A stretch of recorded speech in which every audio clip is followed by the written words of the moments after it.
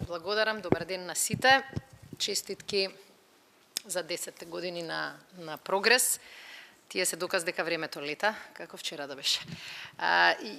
Јас да бидам искрена, насловот на денешнава панел дискусија ми е малку фрустрирачки, заради тоа што по не знам кој пат зборуваме за враќање на патот. И за жал, кога се враќаш на некој пат, тој пат не е ист. 90-та година ЕУ беше едно, 2005-та друго, денеска е нешто трето. Тие се менуваат, тие имаат различни проблеми и затоа дури концептот враќање на патот не функционира. Ние треба да имаме сега нов пат. И тој пат е покомплексен од оно што го имавме претходно. Јас се сеќавам на една моја стара карикатура, која што ја добив на подарок на една телевизиска емисија, каде што беше нацртана така стрма планина, јас се качував заедно со некои други луѓе, горе стоеше целта членство и стоеше година 2010. Денес сме 2017, ја чекаме 2018, абер од врвот немаме. Меѓутоа, тоа е можеби, како да кажам, искуство кое што Македонија за жал мораше да го научи на собствен грб или плаќајќи ја самата цената. Меѓутоа, бидејќи Бујар многу детално зборуваше за она што е актуелно и за она што се моменталните реформи и се надевам за нив и во дебатата ќе дискутираме, јас сакав малку поопшто некои работи да ги покријам. Прво, апсолутно се согласувам, Македонија има една силна и една слаба страна, враќајќи се на патот на ЕУ. Силната страна е што за некои работи навистина не сме имале дилеми повеќе од 25 години. А тоа е стратешката ориентација членство во ЕУ, членство во НАТО. Немало ни минимум политички разлики кај сите крупни политички актери во Македонија. Значи, имаме повеќе од 25 години постојан консензус по овие прашања, но најслабата страна ние што во барем последниве 10 години имаме па и постојана фрустрација заради нереализираната таа стратешка цел. И сега ние треба да видиме како едното да го појачаме, а тоа чувство на фрустрација и изгубени шанси да го ставиме малку на минимум, заради тоа што ништо нема да постигнеме, жалејќи се за пропуштените шанси. И навистина, мислам дека сите бевме искрени кога оваа година им честитавме на колегите од Црна Гора, членство во НАТО, апсолутно се согласувам, кога ние бевме членки на Јадранската група, Црна Гора не беше држава. И сега или ќе плачеш, или ќе кажеш тие успеа, можеме и ние. Кога бев пред неколку дена во BBC, ми поставија прашање за кое што многу луѓе во Македонија се лутат. Мислам дека е реално и треба да си го поставиме отворено, затоа што така не гледаат од страна или од надвор. Дали е реално држава во која пратеници се нападнати во парламент низ организација на други пратеници, да очекува дека може да стане членка на НАТО и на Европската Унија. Боли, и јас се налутив кога ми го поставија прашањето, ама е реално. Заради тоа што тие се видливите снимки кои ќе го обиколат светот за Македонија. Дури и добрите вести во Македонија нема да бидат на насловна страна. Насловна страна ќе биде тепање во парламент и евентуално сега за жал загадувањето во Скопје. И прашањето подобро е ние да си го поставуваме, отколку тие да ни го поставуваат, па ние да се браниме. И мислам дека настапот кој што го имаме и тезата која што ја промовираме како држава е вистинската. А тоа е дека Македонија и она што и се случуваше во изминатиот период е можеби последната опомена не само на земјите на Балканот, туку и на земјите членки на Европската Унија и на НАТО, дека стариот дел, јас малку ќе се откажам од слободата, за да некој ми ја гарантира стабилноста, не функционира никаде, вклучително и на Балканот. Се покажа дека авторитарните лидери, на кои за жал не е имуна ни Европската Унија, создаваат само привид на стабилност, која што на првата кривина ќе ви се удри од глава. И мислам дека таа лекција не е за потценување, затоа што не се имуни европските општества ниту на популизам, ниту на национализам, ниту на автократски тенденции. И она што мислам дека е плюс за Македонија е да каже да, имавме ние наши мрачни моменти. Имавме момент на криза кој траеше неколку години. Ама силата на земјата не се мери по тоа колку длабоко ќе падне, туку колку брзо ќе стане. И навистина е позитивно шокантно кога ќе видите дека Македонија може да се представи како нормална демократска земја 6 месеци после еден таков инцидент. И тоа зборува и за нејзината некаква внатрешна и кохезија и сила. Јас сметам дека прашањето кое што беше отворено во првата дебата е многу важно. Прашањето на доверба е прашање на одржливост на демократијата, одржливост на либералниот поредок или консензус за кој што зборува Шордановски. Меѓутоа, ние сме помалку во дилема како општество, како држава, а малку и Европската унија кога се занимава со нас. Кој тип на доверба треба да има приоритет? Не зборувам сега confidence building measures према Грција, се подразбираат. Многу често Европската унија и ние ја правевме грешката да зборуваме за пред се и над се доверба помеѓу политичарите. И кризата многу често во Македонија беше сведувана на голем политички ривалитет и конфликт помеѓу политичките актери. Да, ако можеме да избегнеме таков тип, дефинитивно не треба тоа да го направиме. Но мислам дека довербата која што практично беше подлога на кризата, не беше недоверба помеѓу политичките партии, туку беше во суштина недоверба кон институциите во државата, кои што обезбедуваат надпреварот помеѓу политичките партии да има логика. И затоа мислам дека акцентот на вистина треба да го ставиме на создавање, еве дури и не го сакам зборот враќање, создавање на доверба кон институциите. Таа доверба не можеме да ја создадеме преку ноќ и таа доверба ќе биде секојдневно тестирана. Од тој аспект добра е разбудената македонска јавност која што влегува и во детали и бара одговори на многу конкретни прашања. Мислам дека тоа ќе не направи посилни како држава, а институциите подобри во нудењето на услуги. Меѓутоа, факт е дека ако се обидете да направите се веднаш, ќе завршите со никаков резултат на сите прашања. На вистина, мислам, и ние како влада имаме потреба од поголем фокус на приоритети, ама и ние како држава мора да имаме поголемо чувство за приоритетите и да си признаеме. Нема да успееме на секое важно прашање да покажеме резултат следната година. Ма кои се 5 на кои што превземаме обврска нешто да сториме. Еден дел од тие 5, условно кажувам 5, се оние кои што ни ги содржи 369. Ние како влада рековме дека големо внимание ќе посветиме на прашањето на транспарентност. Не заради тоа што е дел од толку од 369, не е толку видливо да бидам искрена, туку затоа што тоа создава некаков тип на имунитет во македонското општество кон слабостите наречени корупција, клиентелизам, услуги, врски и така натаму и така натаму. Тој систем изгледаше многу силно 10 години. Јас не го потценувам. Системот на клиентелизам одржувал империи.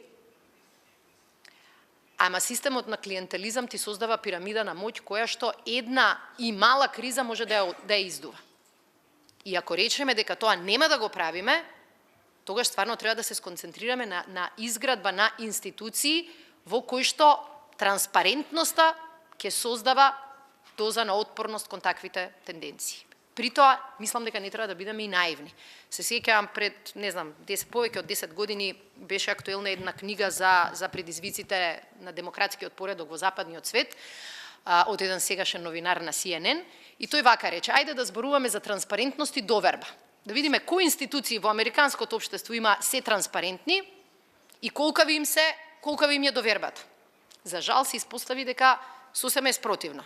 Институција која имаше најголема доверба во македонското општество беа федералните резерви, што би се рекло нашата Народна банка, која по дефиниција беше во тој момент најнетранспарентната институција. Најниска доверба имаше нивниот Сенат, Конгрес, House of Representatives. Кога ќе ги извадиш на површина сите податоци, ти си подложен на критика. И никој, еве гледаме во нашето општество, никој нема да каже: еј, браво, овој дел функционира, ќе се сконцентрираат на тоа што не функционира. И наша задача прво како влада ќе биде да ја водиме дискусијата, да покажеме резултати, ама при тоа да не трчаме само по дневните настани. Гаси го овој пожар, гаси го овој пожар, гаси го овој пожар. И јас мислам дека ќе треба да ја бараме поддршката и на критичката јавност, да правиме разлика помеѓу она зашто секој ден секоја институција треба да биде под притисок и големата слика која не треба да ја подзаборавиме. Малку народи почнуваат својот демократски пат со тоа што имаат демократска култура. Го немаме, се уште ја немаме демократската култура која што ја посакуваме. Ама никој па, не знам, не се појавил со решени. Таа демократска култура навистина одново треба да почнеме да ја градиме преку создавање на подобри закони, градење на посилни институции, толерирање на разликите. Јас не мислам овдека малку повеќе се дискутираше за етничките, зборувам и за политички, и за социјални. Толерирање на разликите, наоѓање начин како тие да се решаваат мирно, буквално на мирен начин да ги толерираме, и како да се дели моќта на некој поправилен и поодржлив начин. Имаме централизирана држава. Денеска, после 2 таласа на децентрализација, ние се уште сме високо централизирана држава. И се чека од првите луѓе. Значи, изненадена сум, иако сум го имала искуството, изненадена сум колку во меѓувреме институциите и администрацијата се навикнале се да префрлат на повисоко ниво. Да ги дигнат рамениците и да кажат, видете, ако министерот дозволи. Не ако законите тоа го дефинираат, не ако правилниците тоа, ако министерот така каже. Значи, за жал, овие 10 години создале други проблеми, ово е тој најневидлив за јавноста, кој што ја парализира државата. Затоа што не само што ја собира моќта, ја намалува одговорноста на сите луѓе во пирамидата, дека тоа таму претседател на собрание треба да одлучи, генерален секретар, министер, заменик премиер. Не е така. Значи, полека мора транспарентноста да ја искористиме, за да одговорноста и задачите ги преселиме малку во поширок круг. Волку централизирана држава не може да биде ефикасна држава и нема да има владење ни на правото, ни на институциите, ако политичарите се толку моćни. И она што последно може би сакав да го кажам е дека на прашањето дали членството на Македонија во НАТО и во ЕУ има некаква вредност и за НАТО и за ЕУ, мислам дека одговорот е да. И дека тоа активно треба да го промовираме. Прво, еве ќе спомнам прво за Европската унија. Еден од француските вака познати аналитичари тврди, вика, за да стане Европската унија модел и да тој модел го прошири во своето соседство, како што е Балканот, како што е низините соседни држави, таа прво мора да стане актер, да влијае на настаните. Мислам дека Европската унија влијаеше на настаните во последните неколку години во Македонија, заедно со САД. Со сите падови и успони, тоа влијание беше позитивно. И мислам дека Македонија и е позитивен пример, дека кога имаш реакција и кога имаш ангажман, работите можат да се движат и во позитивна насока. Требаше многу време, ама резултат имаше. И мислам дека во овие моменти на криза на довербата на ЕУ во самата себе, позитивни примери не се на одмет. Македонија исто така може да биде пример на Балканот во делот на овој нов модел на третирање на меѓуетничките прашања. И јас апсолутно се согласувам со Бујар, не смееме да ги занемариме. Значи, забораваме дека до пред 2 години не беше стравот дали ќе има избори фери, демократски. Големиот страв беше дали политичката криза ќе предизвика меѓуетнички конфликт. И ние ја пројдовме некако кризата, излезе Македонија обединета, со поголема социјална и етничка кохезија, и ние викаме, добро, тоа прашање адакта. Не е така. И на Балканот, и во Македонија, тие се теми со кои што и јас, затоа ме подсетува насловот платформа за мултикултурализам, ова се темите на кои македонската и стабилност и демократија и политички систем ќе зависи. И мислам дека како позитивен пример можеме да го понудиме и на земјите членки и на Европската унија и на НАТО. И на крај, факт е дека за жал идеолошките или како да кажам стратешки поделби за кои што зборуваше Хантингтон се вратија на сцена. И се покажува дека ако сте на линијата на поделби, не можете да очекувате стабилна политичка сцена. Но еве искуството и од Црна Гора покажува дека ако ги донесеш вистинските одлуки во вистинско време, можеш да влезеш во зоната на безбедност. И земјите членки на НАТО и земјите членки на ЕУ јасно им е дека без стабилен Балкан Европската унија не може да биде проект за просперитет и напредок на континентот. Не може. И тука мислам дека имаме заеднички интерес. И најголемата работа која што и во делот на одбраната можеме да ја направиме за да Македонија го забрза патот кон ЕУ е да обезбедиме час поскоро членство во НАТО. Како одлука која што може да ги стабилизира политичките, како ги викаат, плашливци, оние кои што нели заговараат дека Балканот е секогаш осуден на војна и кавга, но исто така и како порака кон инвеститори домашни и странски. Министерот за финансии на неговото прво патување, мислам дека беше Франкфурт, Лондон, Вашингтон, кога се врати ми рече: Радмила, јас сум изненаден, првото прашање што го добивав е кога ќе станете членка на НАТО. За да влезе тоа во математиката. Кога се сретнавме со црногорскиот премиер во Подгорица, вели: од моментот од како сме членка, глава не можеме да дигнеме реално од инвеститори кои што не се занимаваат само со искористување на туристичките, него сеопштите капацитети на Црна Гора. И затоа завршувам, ни треба заедничка акција, ни треба малку повеќе доверба во самите себе. Ја прифаќам и критиката која што претходно ја слушнавме од Ордановски, иако организација во државата значи дека треба институциите да бидат јаки, а не СДСМ да биде јак, ама бидејќи институциите се такви какви што се, сега сите партии кои што се дел од коалицијата, но и партиите во опозиција, треба да направат се да го извлечеме максимумот од тоа што го имаме.